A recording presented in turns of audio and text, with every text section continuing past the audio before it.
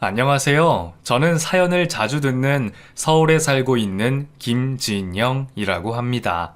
제가 이 채널에서 사연 듣는 걸 좋아하는데 대부분 자기소개들을 하고 시작하시더라고요.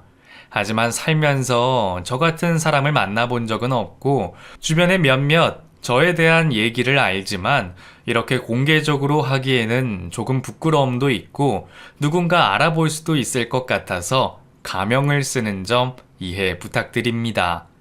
물론 솔직히 저는 잘못한 게 없습니다. 부끄러울 것도 없고 죄 지은 것도 없고요. 하지만 세상에 나쁜 연놈들이 얼마나 많습니까? 죄를 지어서 경찰서에 끌려가 구속이라도 되면 속이라도 후련하고 죗값을 받는다고도 하지만 사실 가깝고도 먼 시댁은 아무리 괴롭혀도 죄로 인정이 되지 않다 보니 경찰에 신고도 할 수 없는 게 답답할 뿐입니다. 그렇다고 해서 제가 시댁살이를 했다는 건 절대 아닙니다. 이런 말을 들으면 놀라실 수도 있겠지만 전 저희 시어머니를 너무너무 사랑합니다. 물론 시어머니가 저를 낳아주신 것도 아니고 그렇다고 해서 엄청난 지원을 해주신 것도 아니고 그냥 딱 남들이 봤을 땐 며느리와 시어머니인 고부 관계일 뿐인데 왜 이렇게 시어머니를 좋아하는지에 대해 물으시면 밤이 새도록 앉아서 얘기를 할 수 있을 정도로 시어머니를 참 좋아합니다. 저는 결혼하면서부터 시어머니를 제 가족이라 생각하며 살았습니다. 사연 채널에 보면 대부분 시어머니와 며느리 관계에 문제가 많이 생겨서 이혼도 하고 별거도 하고 심지어 이름 모를 섬에도 갖다 버리던데 그게 사람이 할 짓인지 참 가끔 그런 얘기를 들으면 온몸에 소름이 돋는 것이 인두껍을 쓰고 어떻게 그런 짓을 할 수 있나 싶은 생각이 많이 듭니다. 사실 오늘 제가 이렇게 컴퓨터 앞에 앉은 건 저희 시어머니 때문입니다. 저는 지금 시어머니를 모시고 함께 살고 있습니다. 솔직히 말하면 시어머니를 모시고 사는 게 아니라 시어머니가 저를 모시고 살아주신다고 해도 과언이 아니죠. 이런 말이 어떨진 모르겠지만 저는 참 게으른 며느리입니다. 집안일은 젬병에다가 아직도 라면물도 제대로 못 맞추는 요리 똥손이죠. 남편도 제게 하는 말이 야, 결혼 생활 10년이 넘었으면 인간적으로 김치찌개 정도는 하나 끓일 줄 알아야지. 야, 오늘도 찌개가 진짜 짜다. 이게 찌개냐? 소금 소태냐? 아, 엄마, 얘 찌개 끓인 것 좀 와서 먹어봐. 이걸 어떻게 먹어? 하고 한 소리를 할 정도였으니까요. 그럴 때면 어머님이 와서 찌개를 한 숟갈 먹어보시고는 맛만 있구만. 너는 왜 말을 그렇게 해? 물 조금 넣고 설탕 조금 넣고 졸이면 금방 맛있어져. 잘했다, 진영아. 너무 맛있어. 잘했어. 하면서 무조건적으로 지금도 제 편을 들어주시는 분입니다. 제 엉덩이를 톡톡 두들기면서 일하면서 음식까지 하려니까 힘들지? 이제 이런 거 하지 말어. 이런 건 내가 하면 되잖아. 네가 뭐하러 이렇게 고생을 하고 그래? 괜히 저놈 만나가지고 우리 집에 시집 와가지고 너같이 예쁜 애가 손에 물 묻히면서 사는 거 보면 내가 다 속이 상해. 이런 잡일 같은 건 내가 할 테니까 너는 그냥 방에 들어가서 누워있어. 어제도 새벽에 들어왔다며. 아이고, 얼굴 상한 것 봐, 우리 애기. 하면서 저를 딸보다 더 아껴주시는 분이 저희 시어머니입니다. 제가 40이 넘었는데 아직도 시어머니는 저를 애기라고 부르십니다. 심지어 저희 딸이 있는데도 손녀에게는 이름을 부르면서도 꼭 제게는 애기라고 하시더라고요. 그래서 하루는 제가 회식을 하고 술을 마시고 들어와서는 물어본 적이 있습니다. 엄마, 일어나봐. 하고 저도 모르게 반말로 잠들어 있는 어머님을 깨웠죠.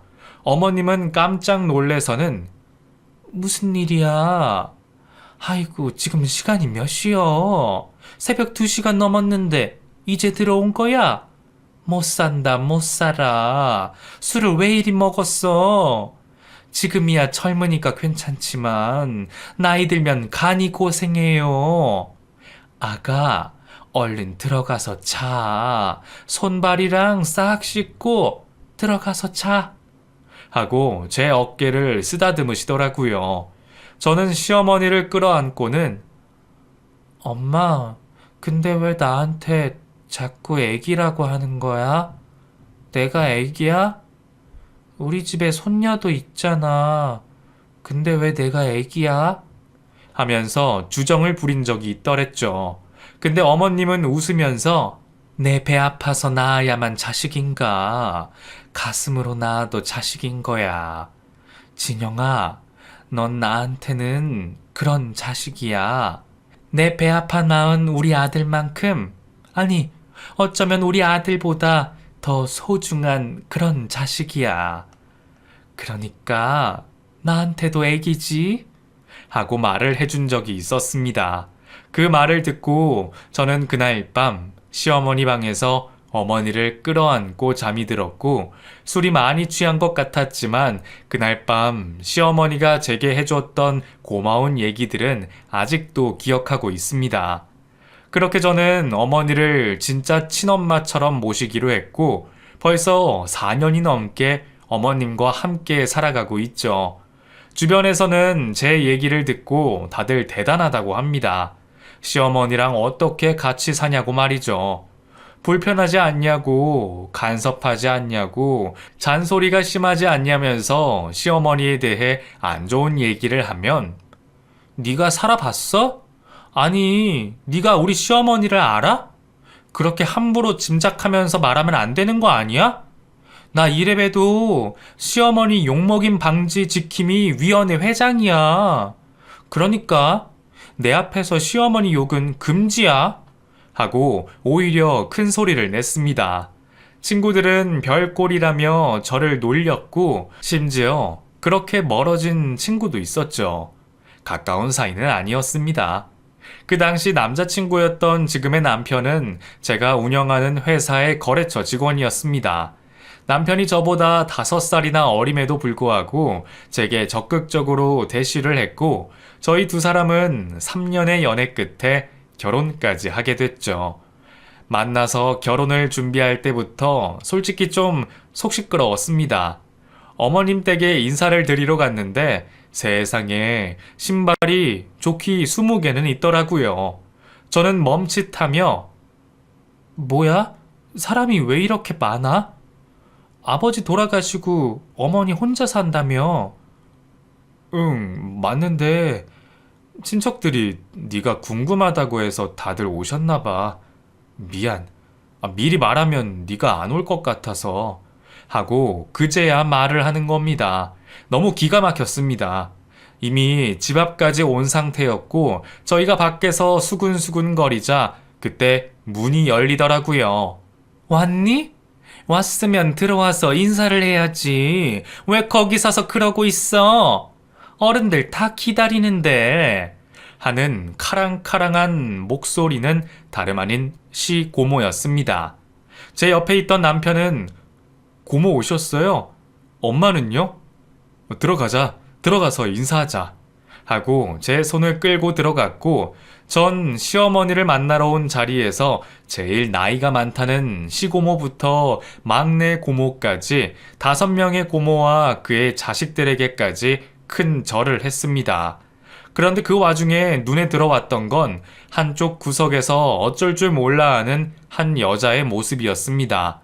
남편은 구석에 앉아있던 그 사람을 가리키며 저기 우리 엄마 인사해 하고 어머님을 가리키는데 시고모라는 사람이 야 춘수야 고모한테 먼저 인사를 시켜줘야지. 이 집안의 제일 큰 어른이 고모잖아. 안 그래? 너 애비 없다고 그렇게 버릇없이 커서 어떻게 장가가려고 그러니? 어? 애미야, 너는 대체 애 교육을 어떻게 시킨 거니? 어른이 앞에 있는데 어떻게 너한테 먼저 여자친구를 소개시켜줘? 하고 버럭 화를 내시는 겁니다. 깜짝 놀란 남친은 고모 죄송해요. 자기야, 우리 고모 돌아가신 아버지 누나이기도 하고 우리 집안의 제일 큰 어른이셔. 하고 고모님을 소개시켜 주더라고요. 아, 네, 안녕하세요. 하고 인사를 했더니 그래, 얼굴값 하게 생겼네. 네가 돈을 그렇게 잘 번다면서? 그럼 우리 집안 팔자 고쳐주는 거니? 하고 대뜸 이상한 얘기를 하시는 겁니다. 시댁 식구들이라는 사람들은 전부 웃고 있고 남자친구도 머쓱했는지 별말 안 하는데 분위기가 좀 이상하다는 생각이 들었습니다. 그렇게 열댓 명의 어른들과 다 같이 식사 자리를 갖고 집으로 돌아가는 길, 정말 너무 화가 났습니다. 뭐야 진짜, 이런 식으로 하는 게 어딨어. 결혼식장에서 봐도 되는 사람들을 왜 인사 자리에서 다 봐야 돼? 정작 당신 어머니랑은 말 한마디도 못하고 고모님 잔소리만 들었잖아. 이게 뭐야 진짜. 그리고 다른 것보다 나 너무 서운한 게 어머님은 뭐 나에 대해 궁금한 것도 없으시대? 얼굴도 제대로 한번 안 보시고 질문도 하나도 안 하시고 내내 부엌에만 있으셔? 정작 나랑 가족이 되는 사람은 어머니 아니야? 하고 화를 냈었죠. 그랬더니 남친이 그게 실은 복잡한데 우리 아빠 돌아가셨을 때 엄마가 장례식장에 좀 늦게 오셨어. 엄마가 식당에서 일을 하고 있었는데 손님이 너무 많아서 차마 아빠 돌아가셨다는 말을 못했대. 너무 갑자기 돌아가셨으니까 그래서 고모한테 전화를 해서 장례 처리만 좀 해달라고 그렇게 말씀드리고 임종을 못 지켰는데 그게 고모한텐 평생 한으로 남았나 봐. 그래서 아직도 엄마가 고모 앞에서는 꼼짝을 못해. 근데 우리 결혼하고 나면 어차피 분가할 거고 지금은 고모가 사정이 좀 있어서 우리 집에서 지내고 있는데 곧 고모도 이사하실 거래. 공사 때문에 그렇거든. 결혼식 때 말고는 네가 만날 일 없으니까 너무 걱정 안 해도 돼. 내가 가운데서 잘 막아볼게. 내가 또 그런 거 잘하잖아. 까먹었어? 나 방패막 김대리야. 하고 저를 웃게 해주더라고요. 그런 모습을 보니 남편이 뭔가 믿음직스럽기도 하고 이 사람을 믿고 결혼을 진행해도 되겠다는 생각이 들었습니다. 남편의 아버지가 장남이었고 장남의 아들이 처음 결혼을 하는 거다 보니 당연히 집안에 관심이 쏠릴 수밖에 없게 됐죠. 그래도 솔직히 말하면 남친 집에 인사 간 날 빼고는 결혼에 대한 아무런 간섭도 없으시고 심지어 시어머니라는 존재가 너무 힘이 약한 것 같아 오히려 뿌듯하기까지 했습니다. 친구들이 제게 항상 말하길 시어머니를 조심하라고 했었거든요. 거기다 아들 혼자 키운 시어머니는 독하디 독하다며 아무리 잘해줘도 절대 마음을 열지 말라고 하더라고요. 주변에서 모두 그런 얘기를 많이 하니까 저도 모르는 선입견이 생겼고 어머님은 제게 관심도 없는 것 같은데 저 혼자 경계태세를 갖췄습니다. 그렇게 식을 마치고 남편이 회사를 관두면서 자취방을 뺐고 저희 집에서 신혼생활을 시작했습니다. 근데 제가 살던 집의 집주인이 이번에 계약 연장을 못하겠다면서 계약 마감을 한 달 남기고 갑자기 집을 빼라고 하더라고요. 오갈 데도 없던 저희 부부가 선택할 수 있는 유일한 곳은 바로 시댁이었습니다. 시댁은 어머님 혼자 사시기 때문에 방이 많이 남았고 아버님과 남편이 같이 살던 곳이라 집도 꽤 컸거든요. 솔직히 불편했지만 집을 구할 때까지만 같이 살 수밖에 없던 상황이라 울며 겨자 먹기로 시댁으로 들어가서 합가를 하게 됐습니다. 처음엔 시어머니가 불편하다고 느껴졌습니다. 저는 아침 일찍 나와 출근을 하고 남편도 일을 관두고 제가 운영하는 사업을 같이 하다 보니 저희는 아침에 같이 출근을 하고 저녁에 퇴근도 같이 했죠. 아침 8시쯤 일어나 출근 준비를 하면 이미 식탁에는 정갈한 아침밥이 놓여 있었습니다. 전 너무 민망해서 어머니, 제가 아침 챙겨 먹어도 되는데 이렇게 안 하셔도 돼요. 저희가 알아서 먹을게요. 하고 말했는데, 아니다. 이런 건 뭐 어려운 것도 아닌데. 너 먹고 나면 또 고모님도 오셔서 식사하시니까 숟가락만 더 놓은 거야. 부담 없이 먹어. 하고 말씀하시더라고요. 고모님이요? 아침을 여기서 드세요? 응, 여기 걸어서 5분 거리에 살잖니. 다른 건 몰라도 아침은 꼭 드셔야 하는 분이라 어차피 내 거 먹으면서 같이 챙기는 거니까 걱정 말고 먹으렴. 하고 말씀하시더라고요. 그렇게 제가 씻고 나왔더니 정말로 고모님이 오셨고 고모님은 자리에 앉자마자 예, 물 좀 떠와라. 날 더운데 걸어왔더니 목마르다. 하고 어머님께 물 심부름을 시키시더라고요. 어머님은 네, 형님. 하고 아무 말도 않고 물을 떠다 주셨고 고모님은 정말 밥만 먹고는 자리에서 일어나 반찬이 좀 맛이 간 것 같네? 내일은 있던 건 내지 말고 새 반찬으로 해라. 하고는 집으로 가버리시더라고요. 어머님은 아무 말씀도 안 하시고 설거지 거리를 챙겨 주방에서 설거지를 시작하셨습니다. 저는 그 모습을 보고 밥을 금방 먹고 일어나 어머니, 제가 할게요. 가서 좀 쉬세요.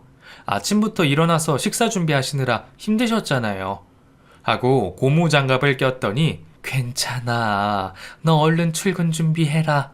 그러다 늦겠어. 하고 웃으며 말씀하시는 겁니다. 제가 계속 도우려고 했더니 귀엽고 괜찮다며 절 밀어내고 혼자 뒷정리를 하셨습니다.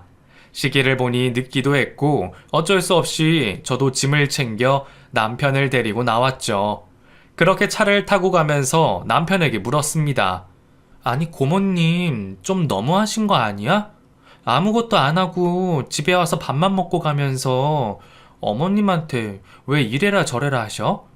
나 솔직히 고모님 싫어. 너무 자기 멋대로잖아. 하고 투정을 부렸죠.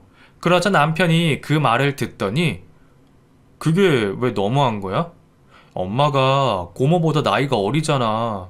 그러니까 그 정도는 괜찮은 거 아닌가?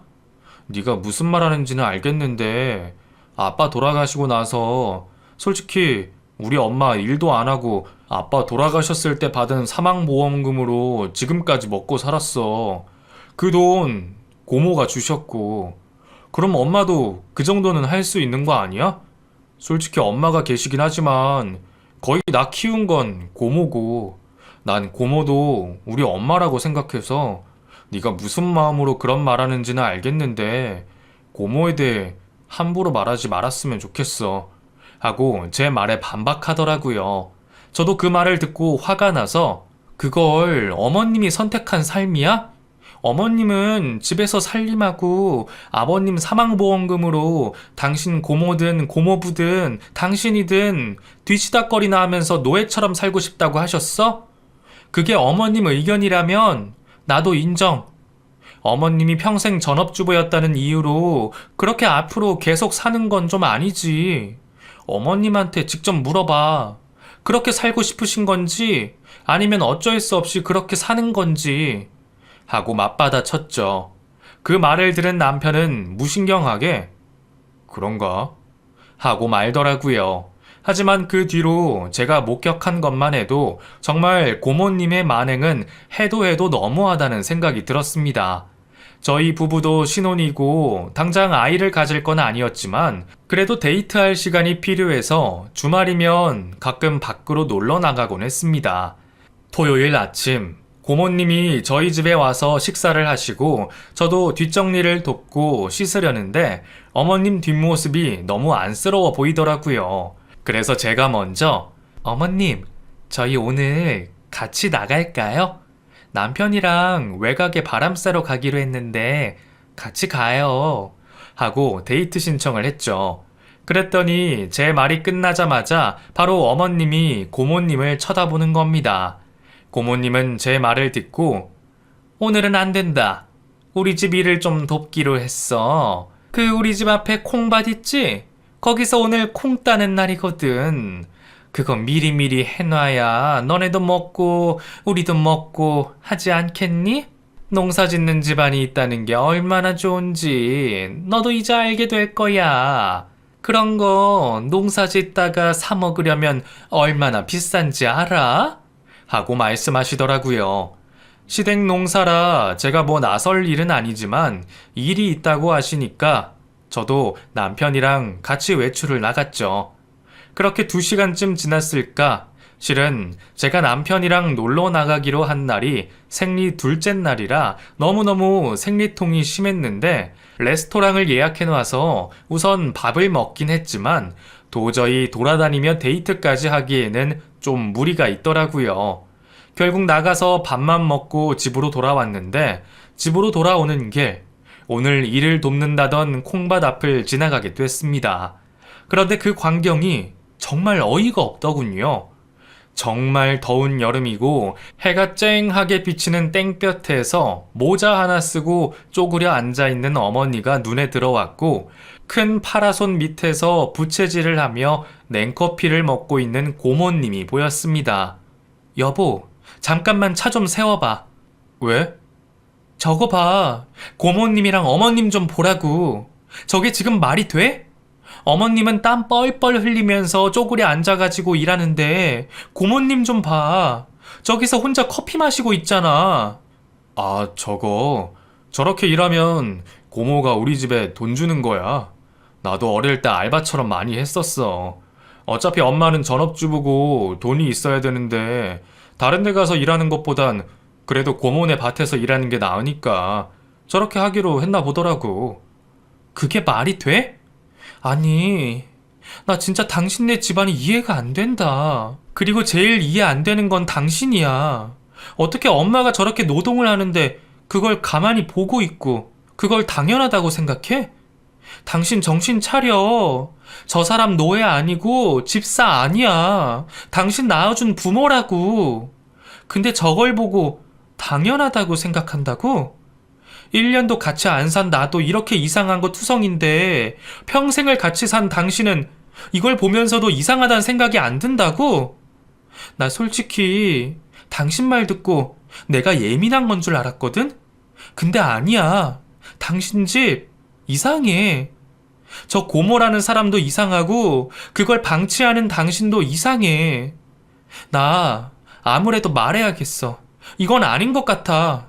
하고 차에서 내렸죠. 그리고는 밭으로 걸어가서 고모님, 날이 많이 덥죠? 근데 어머님만 너무 일하시는 거 아니에요? 같이 하시면 더 빨리 끝내고 두 분 다 같이 쉴 수 있잖아요. 아니면 제가 좀 도울까요? 하고 물었더니 저를 쳐다보면서 그럴래? 네가 도와주면 알바비 챙겨주마. 네 시애미 도와서 같이 일하든가 하고 부채질만 하더라고요. 알바비요? 알바비가 얼만데요? 저 고급 인력인 거 아시죠? 저 일 시키시려면 10만 원은 주셔야 돼요. 아이고, 이 넓은 땅에서 언제 콩을 다 따요. 고모님도 같이 좀 도와주세요. 알바비? 알바비는 무슨 그냥 콩 좀 가져가는 거지. 자기가 키워서 자기가 먹는 건데 무슨 알바비를 주니? 너도 네가 먹고 싶은 만큼 따서 가져가. 하고 말씀하시더라고요. 그 말을 듣고 바로 눈치챌 수 있었습니다. 이건 돈을 주고 사람을 쓰는 게 아니라 무급으로 시어머니가 고모님 댁 집안일까지 해주고 있다는 사실을 말이죠. 그 뒤로 정말 기가 막힌 상황들을 많이 접했습니다. 제가 그 집에 3개월 동안 살았는데 거기 살면서 별별 꼴을 다 보게 됐네요. 매일 아침 고모님이 저희 집에 와서 밥만 먹고 가는 건 기본이었고 일주일에 2번은 고모님 댁에 가서 시어머니가 대청소를 해주시더라고요. 그 집엔 고모부님도 계셨는데 저희 시어머니가 가서 청소를 해도 거실에 누워 TV만 볼 뿐 아무도 시어머니에게 고생했다, 수고한다 등등의 말들은 단 한마디도 해주지 않았습니다. 3개월 동안 제가 본 것만도 기괴한 일들이 많았는데 남편을 키운 30여 년의 시간 동안 어떤 삶을 사신 건지 시어머니가 불쌍하다는 생각만 들었습니다. 식구들 모두가 당연하다는 듯 시어머니를 노예처럼 부리는데 저만 시어머니를 보며 발을 동동 굴리니 오히려 제가 이상한 사람이 된 것 같았죠. 그런 생각들을 하던 어느 날 제가 굳게 마음을 먹게 된 일이 생겼습니다. 그날 새벽엔 이상하게도 잠을 자다가 화장실이 가고 싶어서 몇 번이고 잠에서 깬 날이었습니다. 조용히 문을 열고 거실을 지나가는데 하고 우는 소리가 들리더라고요. 처음엔 제가 잠에서 덜 깨서 귀신 소리를 들은 줄 알고 오싹했는데 안방 쪽으로 걸어가니 어머님이 안 주무시고 울고 계시는 소리가 들리더라고요. 저는 아주 약하게 노크를 하며 어머님, 안 주무세요? 하고 조용히 말했더니 아무 대답도 없으시더라고요. 울음소리도 들리지 않았고요. 저는 조심스럽게 방문을 열었고 안방으로 들어갔습니다. 그러자 어머님이 베개에 얼굴을 받고 계시더라고요. 어머니, 왜 그러세요? 무슨 일 있으세요? 어머니, 왜 우세요? 저한테 말씀해 보세요. 하고 계속 어머님 옆에서 어머님을 위로해 드렸죠. 그렇게 한참을 울던 어머님은 처음으로 저를 붙잡고 얘기하기 시작하셨습니다. 다 내 잘못이야. 무능한 내 잘못이야. 난 당해도 싸다. 평생 이렇게 살아도 싸. 애초부터 내 팔자는 내가 꼰 거야. 남편이 죽었을 때 그냥 집 나가 버렸어야 되는데 어떻게든 아들내미 키워보겠다고 이놈의 집구석에 붙어 있으면서 버틴 것부터가 잘못된 거야. 다 내 잘못이야. 평생 나는 벌 받을 거야. 하면서 저를 붙잡고 우시더라고요. 저는 어머님을 달래며 어머니, 저한테 말씀해 보세요. 제가 도와드릴게요. 어떻게 된 건지 저한테 말씀해 보세요. 네? 뭘 알아야 도와드리죠. 이렇게 울기만 하시면 제가 어떻게 뭘 도와드리겠어요. 어머니, 편하게 말씀해 보세요. 하고 저는 어머님을 계속 달랬습니다. 그러자 어머님이 조심스럽게 입을 여셨습니다. 진영아, 나는 너한테까지 되물림하고 싶지는 않다. 나 하나면 충분해. 이거 다 내가 잘못한 거야. 나도 열심히 산다면 살았는데 그냥 내가 복이 없었나 봐. 남편이 갑자기 교통사고로 직사했을 때 내가 바로 갔어야 됐어. 그놈의 돈 몇 푼 벌겠다고 버티고 있던 것이 이 사단이 났다. 망할 놈의 인간. 갈 거면 그냥 곱게 갈 것이지. 말도 안 되는 유언을 해서는 왜 사람을 이렇게 평생 괴롭히나 몰라. 나는 너무 억울하고 분해. 왜 내가 평생 그 인간 때문에 이렇게 살아야 되는 건지 너무 억울하고 분하다. 네가 나 좀 도와줘라, 진영아. 내가 너 하라는 대로 다 하마. 그러니까 나 좀 도와줘. 하면서 결국 제게 애원을 하더라고요. 저는 뭔가 제가 알지 못하는 엄청난 일이 있다는 걸 확신했습니다. 현대판 신한 염전노예도 아니고 분명 고모님과 어머님 사이에 그 누구도 알지 못하는 일이 있다는 걸 알 수 있었죠. 어머니, 이건 어쩔 수 없어요. 무조건 맞닥뜨려야 돼요. 바로 박치기 해야 된다고요. 세상에 기분 좋은 거절이라는 건 없어요. 그러니까 저한테 말씀해 보세요. 하나도 빼놓지 말고 다 말씀해 보세요. 하고 어머님을 달랬죠. 어머님은 펑펑 우시다가 제가 돕겠다는 말에 조심스럽게 그날의 일에 대해 얘기를 꺼내셨습니다. 나는 아는 언니 식당에서 파트타임으로 일을 도와주고 있었어. 근데 그날 갑자기 병원에서 전화가 와서는 남편이 죽을 수도 있다고 하는 거야. 그러면서 응급실로 빨리 오라고 하더라고. 너무 놀래서 내가 바로 병원 근처에 사는 고모한테 전화를 했지. 남편이 죽을 것 같다고. 사고가 나서 응급실에서 전화가 왔다고 했지. 근데 그날 나도 가려고 자동차 시동을 걸었는데 아이고야, 손이 떨려서 갈 수가 있어야지. 그래서 도저히 못 가겠는 거야. 근데 그 같이 일하는 사장 언니가 자기가 태워주겠다면서 손님 나갈 때까지만 기다리라고 나한테 그렇게 말을 하더라고. 그 식당이 외곽에 있어서 택시도 부르면 한참 걸리고 언니가 태워준다고 하니까 그게 빠를 것 같아서 내가 고모한테 전화를 걸어가지고 지금 내가 운전을 못해서 바로 못 가니까 혹시나 잘못되면 전화 달라고 나도 금방 가겠다고 그렇게 말을 했지. 그러고서는 계속 밖에서 기다렸어. 언니가 나올 때까지. 근데 손님들이 안 가서 결국 1시간인가 2시간이 지나고 나서 손님들한테 남편이 사고 났다고 미안하다고 말을 하고는 언니를 데리고 나와서 뒤늦게야 병원에 도착했어. 무슨 정신으로 갔는지 지금도 모르겠어. 근데 남편이 죽었다는 거야. 내가 도착하기 바로 전에 죽었대. 수술도 못하고 죽었대.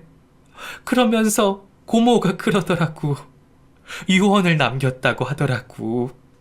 평생 내가 자기 집에서 같이 살았으면 좋겠다고. 아들도 키우고 고모네도 봉양하고 그러면서 화목하게 살았으면 좋겠대. 그 사람이 마지막으로 내게 남긴 말이 그거더라고. 그 말을 고모한테 전해 듣고 나니까 내가 꼭 그렇게 해야 될 것 같은 거야. 그때 아들이 초등학생밖에 안 됐고 재산이라고는 개불 아무것도 없는 데다가 지금 내가 사는 이 집 말고는 아무것도 없는데 내가 어떻게 하겠어. 그 사람이 남긴 그대로 해야지. 그렇게 지금까지 살아온 거야. 평생 고모 밑에서 이렇게 평생을 살았어. 근데 나 너무 힘들어, 진영아. 정말 더 이상은 이렇게 못 살겠다. 도망갈까 몇 번이나 생각했는데 아들내미 두고 어떻게 애미가 떠나겠냐. 내가 조금 고생해도 자식 새끼 하나 키우려면 그래도 버티고 살아야지. 그래도 내가 이렇게 버티고 산 덕에 며느리도 보고 새 가족도 생기고 얼마나 좋아. 그치, 진영아? 나 지금 잘하고 있는 거지? 하면서 제 손을 잡으시더라고요. 그 말을 듣고 저 진짜 너무 화가 나서 참을 수가 없었습니다. 어머니, 괜찮아요. 제가 도와드릴게요. 저랑 도망쳐요. 어떻게든 제가 도와드릴게요. 어머니가 흘려보낸 세월 제가 다시 원상복구 해드릴게요. 솔직히 마음 같아선 지금 당장 경찰이라도 불러서 그 유언이 진짠지 그냥 고모가 지어낸 건지 대체 어떻게 사람을 이렇게까지 만신창이로 만들 수 있는 건지 전부 다 파헤치고 싶지만 그런 걸 원하시는 건 아니잖아요. 그쵸? 제가 조용히 잘 처리할게요, 어머니. 저만 믿으세요. 하고 어머님을 달래고 방으로 돌아왔습니다. 그리고 전 남편을 깨웠죠. 당신 일어나. 지금 이렇게 잘 때야?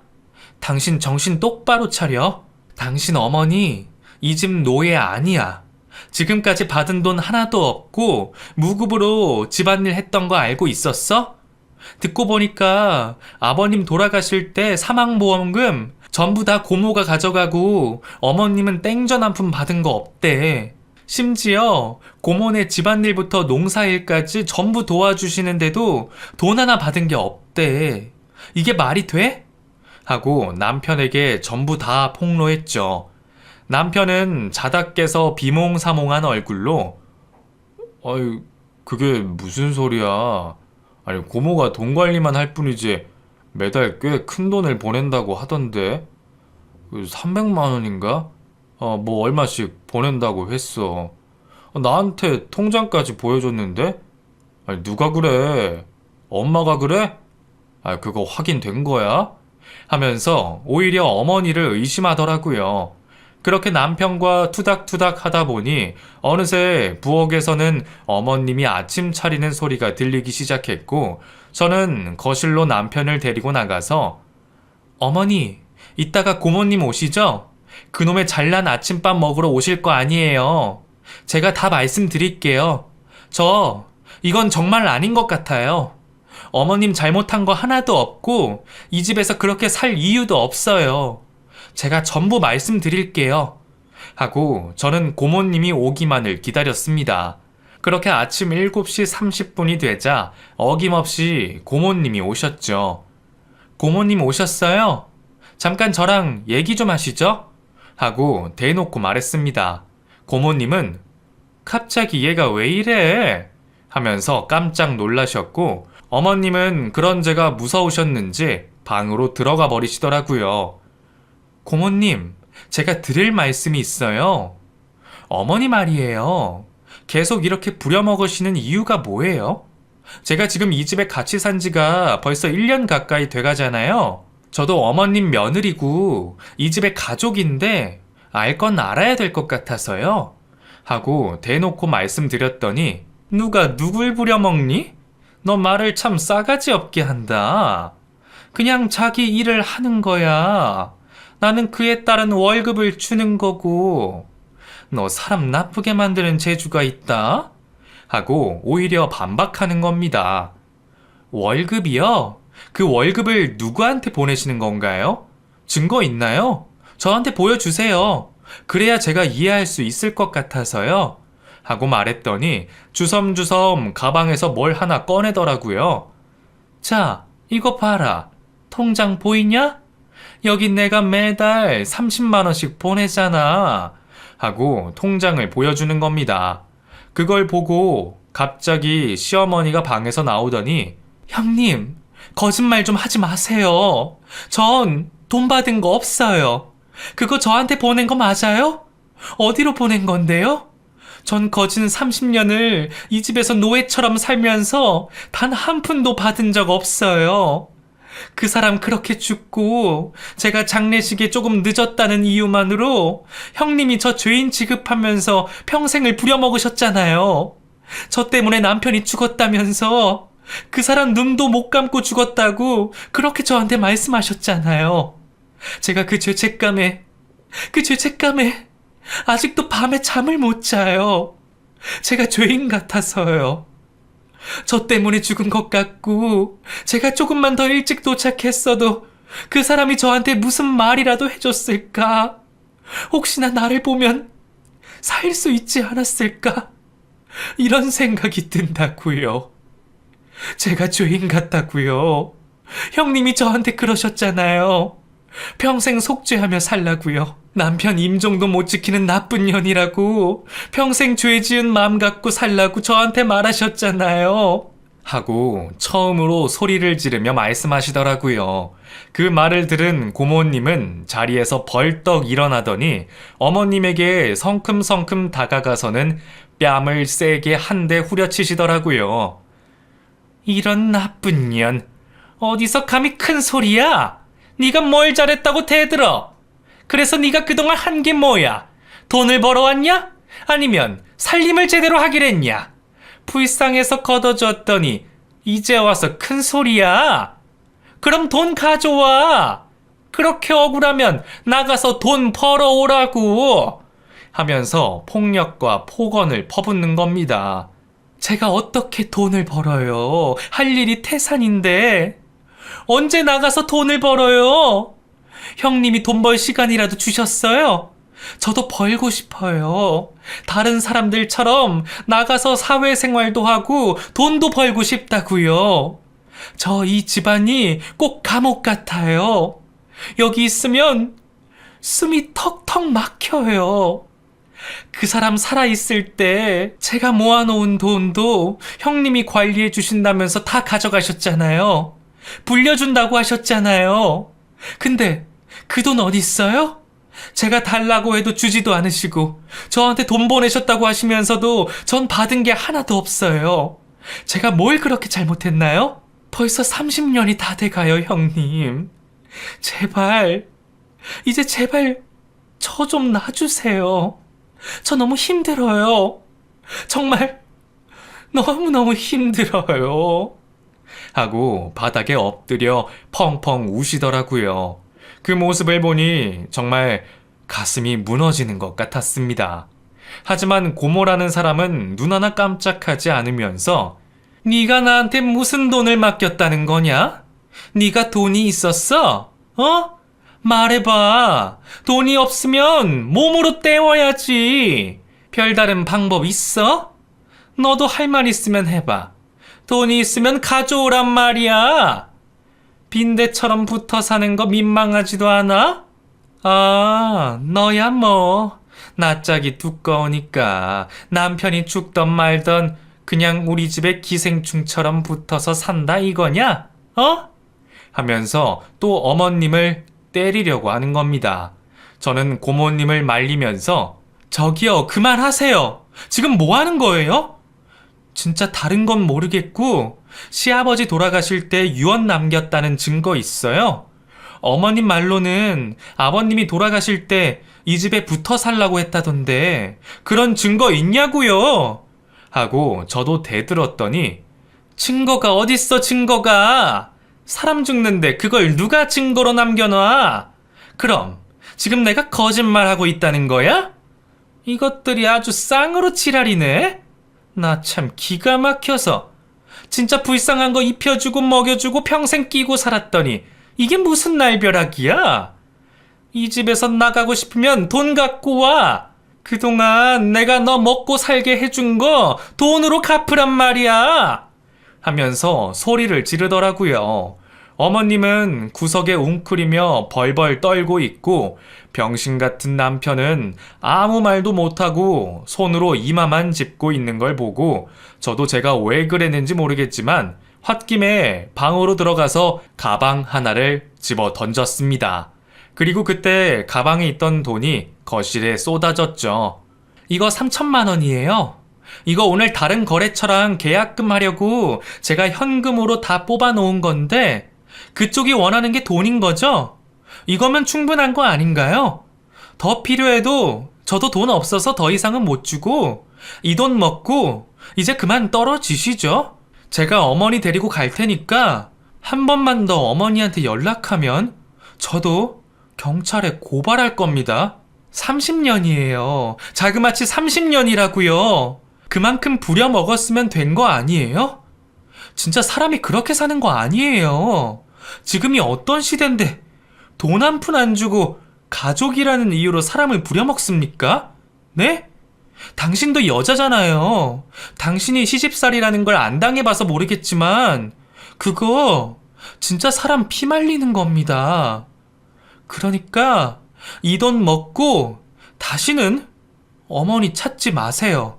한 번만 더 어머니 찾으면 저 이 집이랑 고모 집에 석유 싹 뿌리고 불 질러 버릴 테니까 그렇게 아세요. 아셨어요? 하고 어머니를 끌고 집 밖으로 나왔습니다. 맨발로 힘없이 저를 따라 나온 어머니를 조수석에 태웠고 저는 어머니를 저희 회사로 끌고 왔습니다. 남편에게는 계속 전화가 왔고 저는 남편에게 말했죠. 당신도 결정해. 그 집에서 고모 노예로 살 건지 아니면 어머니랑 나랑 살 건지. 이혼하겠다고 해도 난 할 말 없어. 내가 할 수 있는 건 이게 최선이야. 하고 전화를 끊었죠. 남편에게 홧김에 질러버리긴 했지만 전 알 수 있었습니다. 남편이 저와 절대 이혼하지 못한다는 사실을요. 그동안 알지 못했던 사실을 저로 인해 알아버린 남편은 회사에 도착해서 제게 종이 한 장을 내밀더군요. 그 종이는 다름 아닌 고모에게 받은 각서였습니다. 3천만 원을 받고 다시는 어머니에게 연락하지 않겠다는 자필 각서를 받아왔더군요. 그리고는 시어머니를 끌어안고 잘못했다고, 자기가 잘못했다고 울며 빌더군요. 그렇게 저희 부부가 살기로 한 집에 어머니를 모셔왔고 그때부터 지금까지 쭉 저희 세 가족 함께 살고 있습니다. 아, 그 사이 저희 애가 태어나서 이제 네 가족이 됐네요. 평생 집안일만 하신 어머님은 전업이 자기한테 제일 맞다고 말씀하시지만 그래도 자존감을 좀 높여드리기 위해 제가 운영하는 회사에서 어렵지 않은 파트타임의 일을 어머님께 부탁드렸습니다. 많이는 아니고 하루에 3시간 정도인데 서류 작업이라 나이가 좀 있음에도 금방 배우셔서 지금은 곧잘 하시더라고요. 그렇게 저희 네 가족 지금 너무 행복하게 삽니다. 남편 말로는 고모한테 그동안 뜯긴 돈이며 평생 엄마를 부려먹은 돈이며 우리가 받아야 할 게 몇 억은 된다면서 지금은 분에 못 이겨 고모를 경찰에 고발하겠다고 일을 갑니다. 물론 술 마시면 그런 얘기를 하는 거지만 지금의 저는 고모라는 사람과 연을 끊고 사는 것만으로도 감사하다고 생각합니다. 솔직히 돈 3천에 어머님을 저희 집으로 모셔온 것만으로도 저랑 어머님은 너무너무 만족하며 살고 있습니다. 남들이 봤을 땐 시어머니와 같이 사는 며느리가 고되고 힘들어 보일 수도 있겠지만 이제 저희 시어머니 없으면 정말 아무것도 못할 만큼 저희 어머님이 너무 소중하고 고맙습니다. 시어머니와 함께 산다고 해서 불쌍한 며느리로 보지 마시고 저 가족만의 행복함이 있겠구나. 이렇게 봐주시면 너무너무 감사하겠습니다. 앞으로도 어머님 모시고, 어머님과 같이 행복하게 잘 살아보겠습니다. 긴 사연 들어주셔서 감사합니다.